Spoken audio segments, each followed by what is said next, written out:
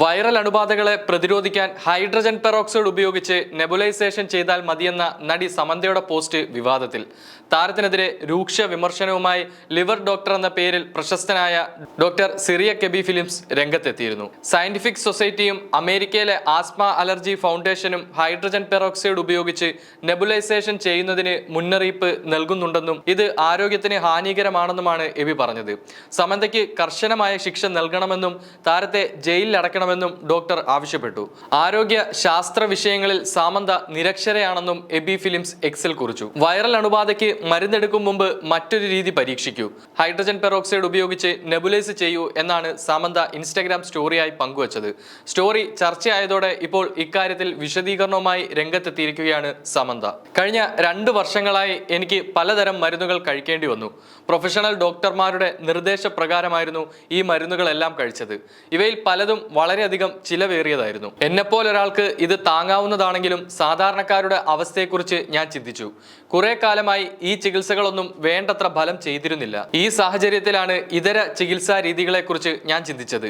പരീക്ഷണങ്ങൾക്കും അബദ്ധങ്ങൾക്കും ശേഷം അത്ഭുതകരമായി പ്രവർത്തിക്കുന്ന ചികിത്സകൾ കണ്ടെത്തി. 25 വർഷമായി DRDOയിൽ സേവനമനുഷ്ഠിച്ച് ഉയർന്ന യോഗ്യതയുള്ള ഒരു ഡോക്ടറാണ് തനിക്ക് ഈ ചികിത്സാ രീതി നിർദ്ദേശിച്ചതെന്നും സമന്ത കുറിച്ചിട്ടുണ്ട്.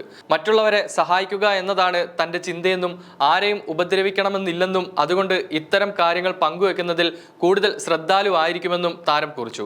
തനിക്ക് ഫലം ചെയ്ത ഒരു രീതി പങ്കുവെക്കുക മാത്രമാണ് ചെയ്തതെന്നും സമന്ത കുറിപ്പിൽ പറയുന്നു. ഒരു മാന്യ വ്യക്തി തന്റെ പോസ്റ്റിനെയും ഉദ്ദേശ ലക്ഷ്യങ്ങളെയും തെറ്റായ രീതിയിൽ വ്യാഖ്യാനിച്ചുവെന്നും സമന്ത പറയുന്നു. അദ്ദേഹം ഒരു മാന്യനും ഡോക്ടറുമാണ്. എന്നേക്കാൾ കൂടുതൽ അറിവ് അദ്ദേഹത്തിനുണ്ടെന്നതിൽ സംശയമില്ല. അദ്ദേഹത്തിന്റെ ഉദ്ദേശവും നല്ലതാണെന്ന് എനിക്ക് ഉറപ്പുണ്ട്. പക്ഷേ അദ്ദേഹത്തിന്റെ വാക്കുകൾ പ്രകോപനമുണ്ടാക്കുന്നതായിരുന്നു.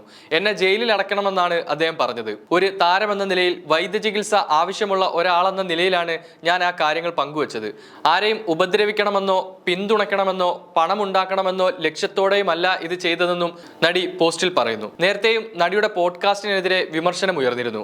ആരോഗ്യകരമായ ഭക്ഷണശീലങ്ങളെക്കുറിച്ചുള്ള സാമന്തയുടെ ഹെൽത്ത് പോഡ്കാസ്റ്റിനെതിരെ വിമർശനം ഉയർന്ന സാഹചര്യത്തിൽ തനിക്ക് തെറ്റ് പറ്റിയിട്ടുണ്ടെന്ന് നടി കുറ്റസമ്മതവും നടത്തിയിരുന്നു. പുതിയ എപ്പിസോഡ് ഓൺലൈനിൽ പ്രത്യക്ഷപ്പെട്ട് മണിക്കൂറുകൾക്കുള്ളിലാണ് ഒരു ഉപയോക്താവ് പോഡ്കാസ്റ്റിനെതിരെ രംഗത്തെത്തിയിരുന്നത്.